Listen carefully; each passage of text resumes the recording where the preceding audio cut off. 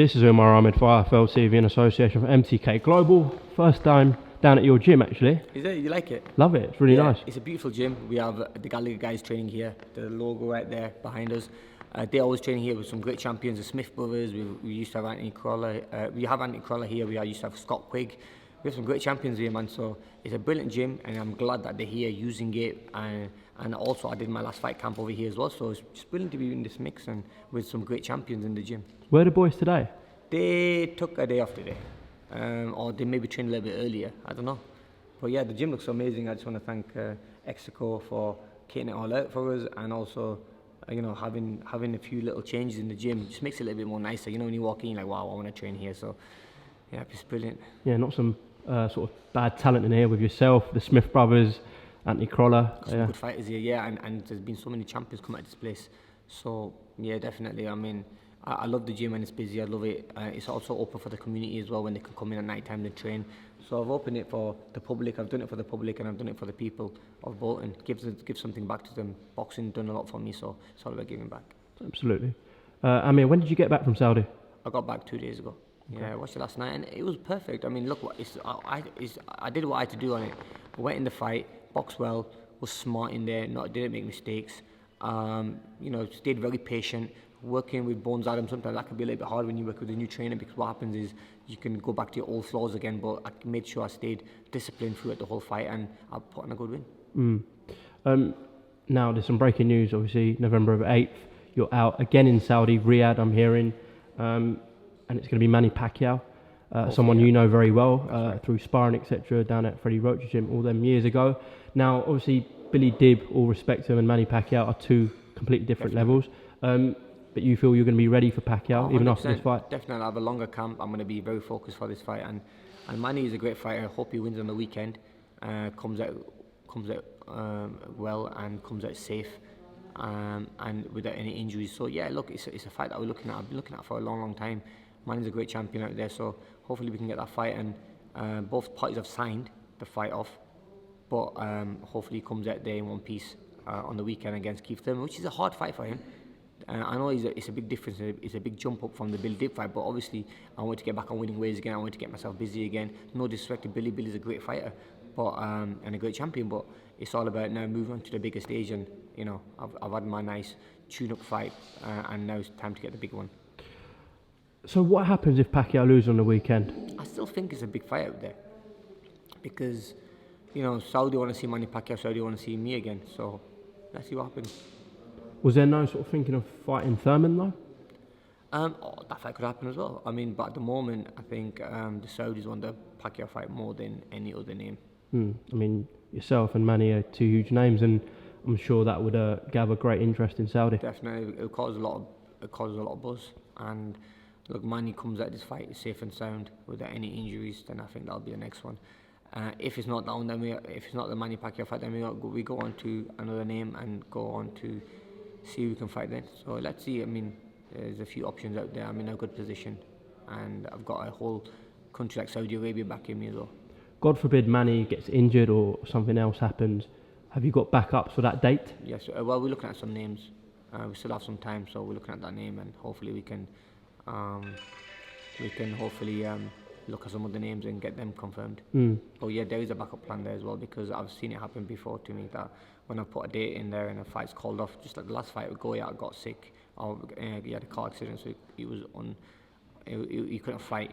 So sometimes you have to look at you have to have 2-3 different opponents as well on standby. I mean, in terms of the Dibb fight though, that gathered great interest. I think the stadium was sold out. Full sellout in Saudi, and you had Tiger walking you out. How was that? It was amazing. I mean, look, it's amazing, to have such big stars walking you out as well.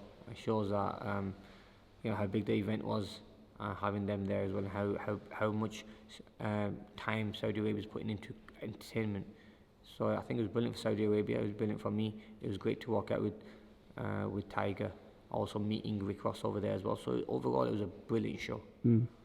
In terms of your training situation, Alex Ariza and Bones Adam, how did that go? And are you going to be working with them again for November 8th? Hopefully, yeah, work back with them again. Everything went really well. It was a good camp. It was a strong camp.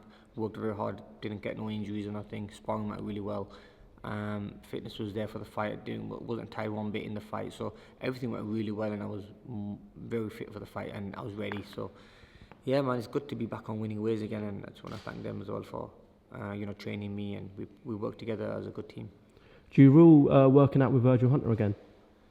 At the moment, I'm happy with Bones. I like the way I fought, and the way I felt in the fight. So at the moment, I'm just sticking to this team. Okay. We know after the Crawford fight, your deal with Matchroom was done. Again, sort of, do you rule working out with Eddie Hearn in Matchroom again? I mean, look, it's always nice to work with Matchroom and Eddie. We are friends. Eddie texted me after the fight, congratulating me. So look, there's no bad vibes between us. It's just business, and it's wherever the best deal is for me, really.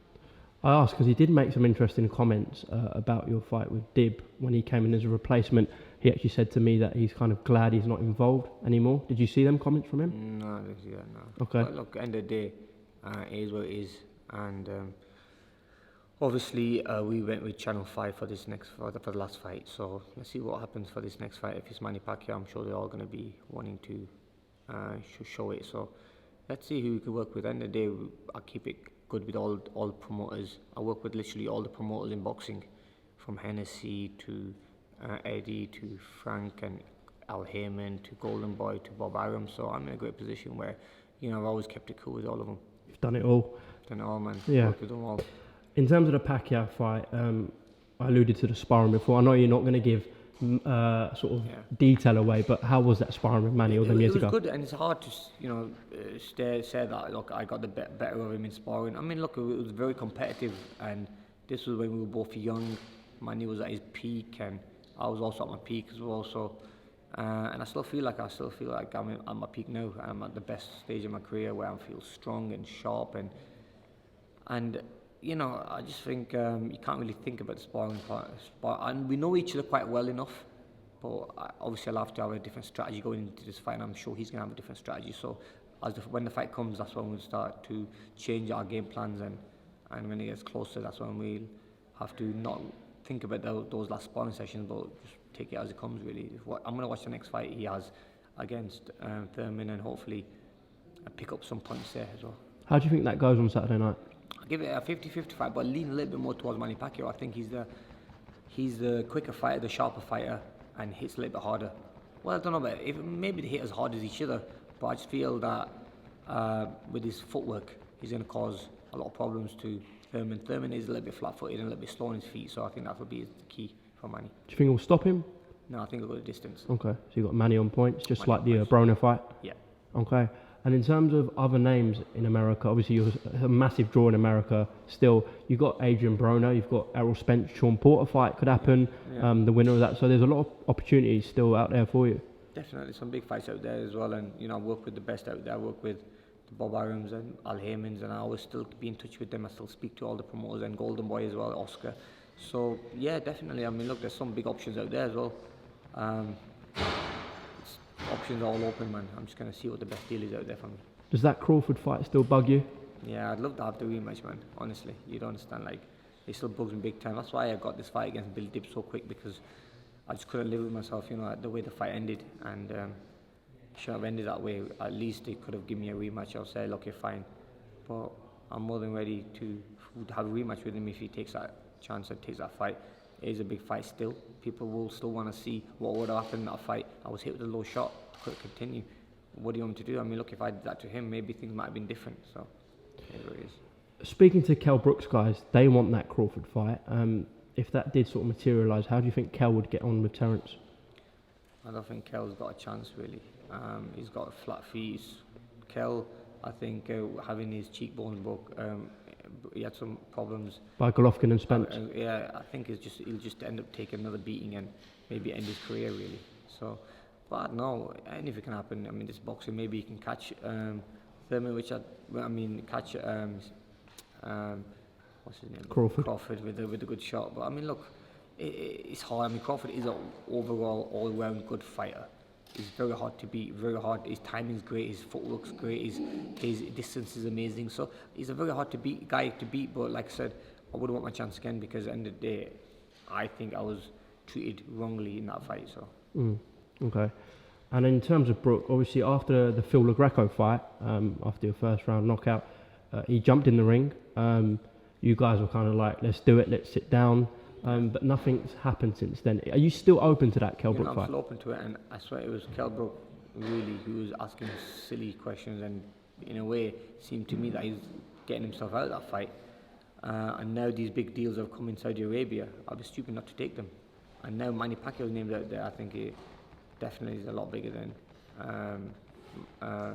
Brook. So, I mean, let's see. I don't know what Brook's doing in his career. Is he retired? Is he still fighting? So I don't know what he's doing. Well, he said he wants to carry on, but I agree. Globally, you and Pacquiao is a monstrous fight. Two of the biggest names in that division.